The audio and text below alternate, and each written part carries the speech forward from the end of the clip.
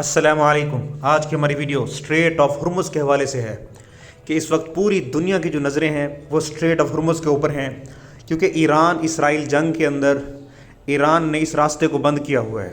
اب یہ کون سا راستہ ہے؟ یہ ایسا راستہ ہے جہاں سے دنیا کا 20% تیل اسی راستے سے گزرتا ہے، اور یہ جتنے ممالک ہیں، چائنا، انڈیا، جاپان، ان سب کو جو تیل کی ترسیل ہوتی ہے وہ پرشین گلف سے ہوتی ہے، یعنی خلیج فارس سے ہوتی ہے۔ تو آپ نقشے میں دیکھ سکتے ہیں کہ جو ریڈ پوائنٹ ہے یہ شو کر رہا ہے اسٹریٹ آف ہرمز کو۔ اس کے شمال میں، یعنی اس کے اوپر جو علاقہ ہے وہ سارا ایران کا ہے، اس لیے اس کے اوپر زیادہ کنٹرول ایران کا ہے، جبکہ اس کے جنوب کے اندر جو ممالک ہیں آپ دیکھ سکتے ہیں، عمان ہے، UAE ہے۔ اب یہ ایک چھوٹا سا پوائنٹ ہے، یعنی 21 میل یا 33 کلومیٹر سے کہا جاتا ہے۔ 21 میل یا 33 کلومیٹر کا جو علاقہ ہے، یہاں سے دنیا کی جو 20% ٹریفک ہے وہ یہاں سے گزر رہی ہے۔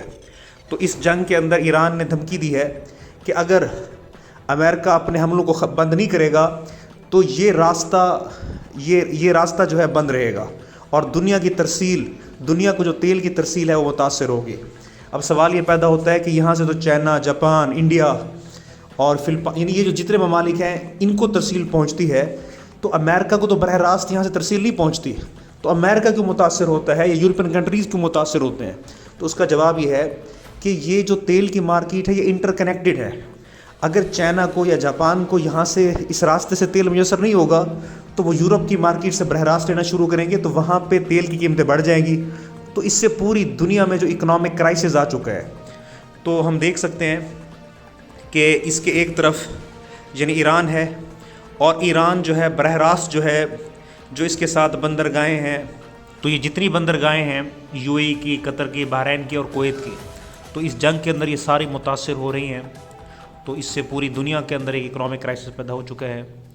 تو یہ ایک انفارمیٹیو ویڈیو ہے، تو اس چینل کو آپ سبسکرائب بھی کر لیں تاکہ ہماری آنے والی مزید انفارمیٹیو ویڈیوز آپ تک پہنچتی رہیں۔ تھینکس۔